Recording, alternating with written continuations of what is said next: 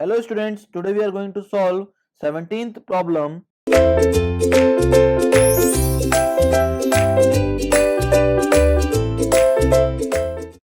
question is given as the combined correction due to curvature and refraction in meter for distance of 1 kilometer on the surface of earth is.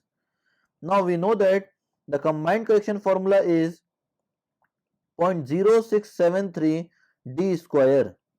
Now here the d is in kilometers, so we will put the value of d in kilometer, that is 1 square, and the value of combined correction comes in meter. It will be equals to 0.0673 meter.